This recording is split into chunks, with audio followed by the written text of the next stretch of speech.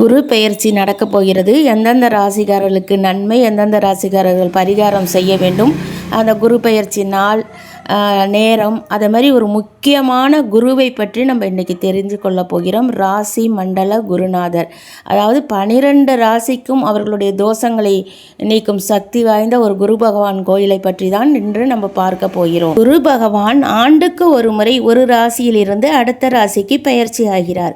பொதுவாகவே குரு பார்க்க கோடி நன்மை என்றும், குரு அருள் இருந்தால் திரு அருள் தானே தேடி வரும் என்பதும் சொல்வாக்கு. நவக்கிரகங்களின் அருளை பெற சகல லோகத்தின் குருவான குரு தட்சிணாமூர்த்தியின் அருளை நாம் பரிபூரணமாக பெற 12 ராசிக்காரர்களுக்கும் அருள்பாலிக்கும் வண்ணம் குரு இங்கு ராசி மண்டல குருவாக அருளாசி செய்கிறார்.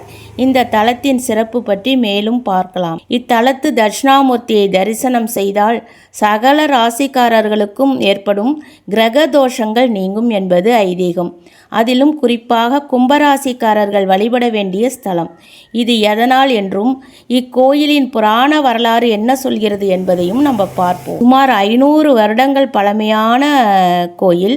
இந்த கோயிலோட சிவன் அகஸ்தியர் வழிபட்டதால் அகத்தீஸ்வரர் என்றும், தாய் தர்மசம்வர்த்தினி அம்பாள் அறம் வளர்த்த நாயகியாகவும் இங்கு இருக்கிறார்கள். இந்த தாயாரை நம்ம மஞ்சள் குங்குமம் கண்ணாடி வளையல் வைத்து அர்ச்சனை செய்யும் பொழுது நமக்கு தீர்க்க சுமங்கலி பாக்கியம் கிடைக்கும். இத்தலத்து ஈசனையும் குரு பகவானையும் பிரதோஷ நேரத்தில் நாம் வழிபடும் பொழுது திருமண தடை அகலும், மகப்பேறு கிட்டும், பெரும் செல்வம் சேரும், புகழ் கிடைக்கும் என்று இந்த கோயிலோட குருக்கள் ஐயா குறிப்பிட்டிருக்காங்க. இந்த குரு பகவான் பார்த்தீங்கன்னாக்கா மோன நிலையில் இருக்கிறார். இங்கு தட்சிணாமூர்த்திக்கு அருகில் ஒரு புறம் பார்த்தீங்கன்னா கோரக்க சித்தரும், மறுபுறத்தில் அகஸ்தியரும் அமர்ந்து அருள் பாலிக்கின்றனர். பொதுவாக தட்சிணாமூர்த்தி தன் வலது திருவடியை முயலகன் மீது இருத்தி இடது காலை மடக்கி வலது தொடையில் வைத்து வலக்கை சின்முத்திரை காட்டி அமர்ந்து இருப்பார். ஆனால் இத்தலத்தில் ஒரு குன்றின் மீது அமர்ந்து 11 ராசி சின்னங்களும் அதில் பொறிக்கப்பட்டு இருக்கின்றன. கும்பராசியை மட்டும் கிரீடமாக அணிந்துள்ளார்.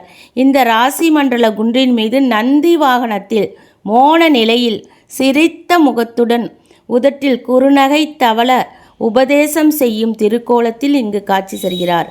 அவரை 4 திருக்கரத்தில் பின்னிரு கைகளில் பார்த்தீங்கன்னா சர்ப்பமும் அக்னியும், முன்னிரு கைகளில் சின்மத்திரை காட்டி சக்திவேல் கும்பராசி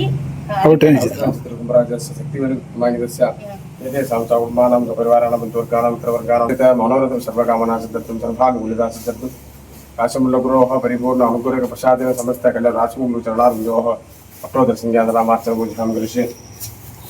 தட்சிணாமூர்த்திக்கு மேலே பார்த்தீங்கன்னா விநாயகர் காட்சி தருவது மிகவும் ஒரு சிறப்பான அமைப்பு இங்கு. அதுபோல் பார்த்தீங்கன்னா 12 ராசிக்காரர்களுக்கும் நன்மைகள் அருளும் திருக்கோலம் கொண்டிருப்பதால் இது பரிகார ஸ்தலமாகவும் திகழ்கிறது. இந்த ராசி மண்டலத்தில் அமர்ந்து இருப்பதால் எல்லா ராசிக்காரர்களும் வணங்கி வழிபட அவர்களோட கிரக தோஷம் தீரும். எப்படி ஜாதக அமைப்பு கடுமையாக இருந்தாலும் இங்கு வழிபட்டு சென்றால் எல்லாம் நன்றாக மாறும் என்று இந்த கோயில் குருக்கள் ஐயா குறிப்பிட்டிருக்கிறார். ஆண்டுதோறும் குருபெயர்ச்சி அன்று சிறப்பு வழிபாடு, விசேஷ பூஜைகள் நடக்கும். அதில் கலந்து கொண்டால் குருவின் பார்வையால் நன்மைகள் நடக்கும். அதுபோல் பிரதோஷ தினத்தில் பார்த்தீங்கன்னா இந்த குருவுக்கு ஸ்பெஷலாக வழிபாடுகள் நடக்கின்றன. இந்த வருடம் குரு பெயர்ச்சி 26/5/2026 அன்று செவ்வாய்க்கிழமை மிதுன ராசியில் இருந்து கடக ராசிக்கு குரு பகவான் பெயர்ச்சி ஆகிறார். கடகத்தில் உச்சம் பெறுகிறார். இப்போ குரு பகவானுக்கான அர்ச்சனைகளையும் தீபாராதனையும் நம்ம பார்ப்போம். உங்கள் பிரார்த்தனைகளை நீங்கள் மனப்பூர்வமாக வையுங்கள்.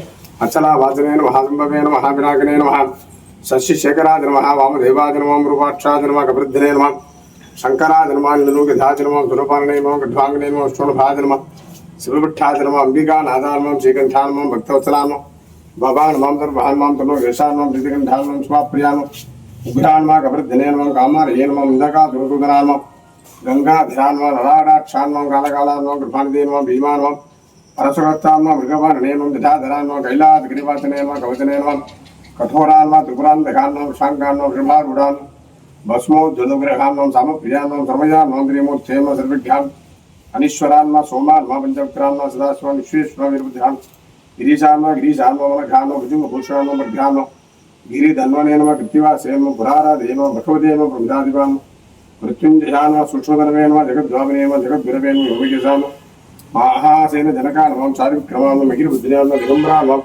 अष्टमूर्ते नम अनेकात्मने नम सात्विकां नम शुद्धवैकां नम गंधपरिशुवे नम राजाय नम पापमोचनां नम ऋषाय नम पशुपते नम देवान् नम मठा देवान् नम दक्षाद्रोहरान् नम हरान् अनन्तान् नम सूक्ष्मान् नम तारकान् नम परमेश्वरां सद्गुरु चरणारविन्दाभ्यां नमः मंदिराय कुसुमानि समर्पयामि ओम.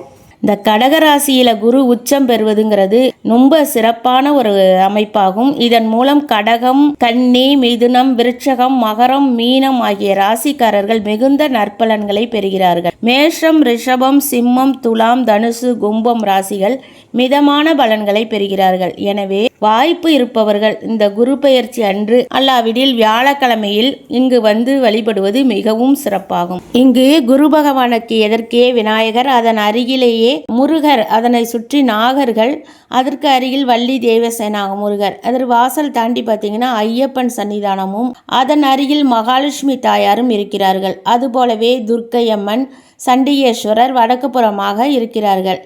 அந்த ஈசானிய மூலை என்று சொல்லுவோம் இல்லையா, அந்த இடத்தில் பார்த்தீங்கன்னா நவக்கிரகங்கள் அழகாக வீற்றிருக்கிறார்கள். அதில் குரு பகவானுக்கு சிறப்பு பூஜையும் செய்யப்படுகிறது. அதன் அருகிலேயே பைரவர் தனி சன்னதானத்தில் அழகாக வீற்றிருக்கிறார்.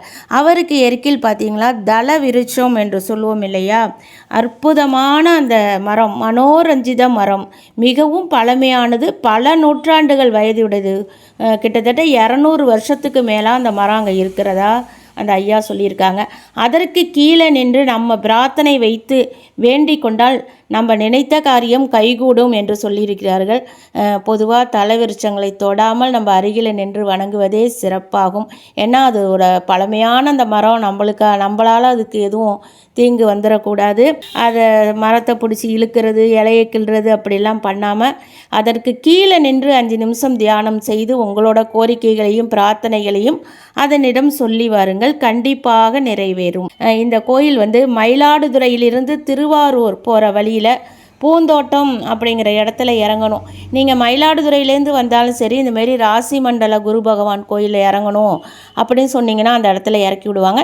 இல்லாவிடில் கொஞ்சம் தூரம் நடந்து வர்ற மாதிரி இருக்கும். அதற்காக தான் சொல்லுகிறேன். அதுமாரி ட்ரெயின் வசதி இருக்கிறது.